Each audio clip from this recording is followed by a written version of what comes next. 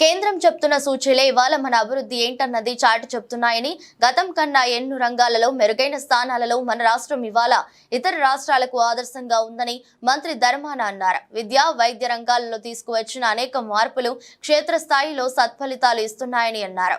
వీటిని చూసి ఓర్వలేక విపక్షాలు అబద్ధపు ప్రచారాలు చేస్తున్నాయని, వాటిని నమ్మే స్థితిలో ఇవాళ విఘ్నులైన ప్రజలెవరూ లేనే లేరని, ప్రజలంతా అబద్ధపు ప్రచారాన్ని తిప్పికొట్టేందుకు ఎన్నడూ సిద్ధంగా ఉన్నారని మంత్రి ధర్మాన తెలిపారు.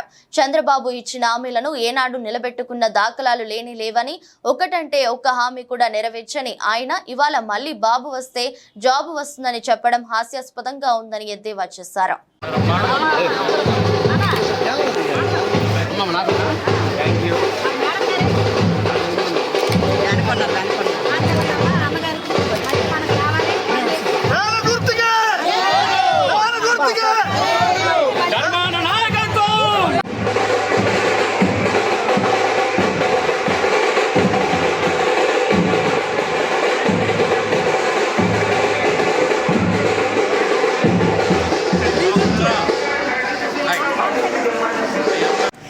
ఇక్కడ నివాసం ఉంటున్నటువంటి వారిని అందరినీ నన్ను కల్పించి మన పార్టీకి సహకరించమని కోరడానికి అవకాశం కల్పించేటువంటి ఏర్పాట్లన్నీ చేశారు. వారికి, వారిలో ఉండేటువంటి పెద్దలందరూ ఇందులో పాల్గొన్నారు. వారందరికీ హృదయపూర్వక నమస్కారం. ఎన్నికలు జరగబోతూ ఉన్నాయి కనుక మళ్ళీ మీ సహకారం కోరడానికి వచ్చాం. కానీ ఒక్కరోజే మేము ఎన్నికలకే రాలేదు. ఈ 5 సంవత్సరాలు, సంవత్సరానికి 2 సార్లు చెప్పున్నా ఇదే ఇక్కడ పార్కులో సమావేశమై మీ అందరితో కలిసి కష్టసుఖాల్ని చర్చించాం. మీరు గతంలో ఈ ప్రభుత్వాన్ని అధికారంలోకి తీసుకొచ్చారు. ఈ పార్టీ ప్రభుత్వాన్ని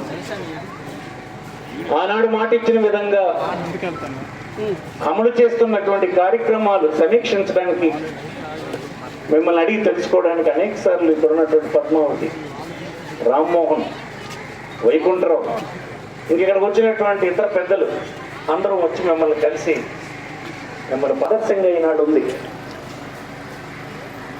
పరిపాలనలో చాలా సంస్కరణలు తీసుకొచ్చాం. పాలనని గడిచిన కాలంలో ఉండేటువంటి లోపాలన్నింటినీ సరిదిద్దాం. అయ్యో, ఈ సమాజంలో నన్ను ఎవరు పట్టించుకునేవారు లేరా, నా తరఫున అడిగేవారు ఉన్నారా, నాలాంటి అనాథకు గత్యంతరం ఏంటి, నాకు సిఫార్సు చేసేవాడు ఎవడు అనే నిస్పృహలో ఉండే కుటుంబాలకి ఉపశమనం కలిగించడానికి అన్ని పద్ధతుల్ని మార్చేస్తాం. అందుకే మీ ఇంటికి వచ్చి మీరు ఏ రాజకీయ పార్టీకి ఓటేశారో, ఏ కులంకి చెందినవారు, ఏ మతంకి చెందినవారు, మీ వర్గం ఏంటో, ఏ పార్టీకి ఓటేస్తారో అని ఏనాడు సంక్షేమ కార్యక్రమాలు మీకు అందించినప్పుడు మేము ఎప్పుడు అడగమని ఎవరికి చెప్పలే. 2,65,000 కోట్ల రూపాయలు 5 సంవత్సరాలుగా మీ అకౌంట్లకు నేరుగా రాజధాని నుంచి, అంటే విజయవాడ నుంచి మీ ఖాతాకు జమ చేసినాం. మిమ్మల్ని ఎవరు ఒక నయా పైసా అడగలే, లేదు మీరెవరికి ఒక నయా పైసా ఇవ్వలా. అవినీతి లేనటువంటి పద్ధతిని, తలెత్తుకొని జీవించేటువంటి పద్ధతిని, కేవలం పథకం అందుకోవడమే కాదు, అందుకోవడంలో కూడా ఒక రకమైన డిగ్నిఫైడ్ పద్ధతిని, ఆత్మాభిమానం ఎక్కడ దెబ్బతినకుండా చేసేటువంటి పద్ధతిని తెచ్చాం. మీరు గమనించి ఉండాలి. అందుకే మీ ప్రాంతంలో ఈ పథకాలు అందుకోవడానికి ఎవరి వద్ద మీరు సలాం కొట్టాల్సినటువంటి అవసరం లేదు. మీకు అర్హత ఉంటే మీ అర్హత ప్రామాణికంగా ప్రభుత్వం అందించే సహాయాన్ని అందించే పని 5 సంవత్సరాలు దిగ్విజయంగా చేశాం. ఎలక్షన్ నోటిఫికేషన్ వచ్చింది ఈవేళ.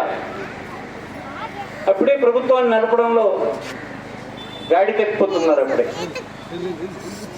వాలంటీర్లు వద్దని చంద్రబాబు నాయుడు గారు ఎలక్షన్ ముందు పిటిషన్ పెట్టారు. ఈవేళ వృద్ధులు వారికి అందిస్తున్నటువంటి సహాయాన్ని అందుకోవడానికి ఎక్కడికి వెళ్ళాలో తెలియక గిజగిజలాడిపోయినటువంటి పరిస్థితి అప్పుడే వచ్చింది. చాలా పథకాల్లో వారికి సాయం చేసే వాళ్ళు అప్పుడే లేరు.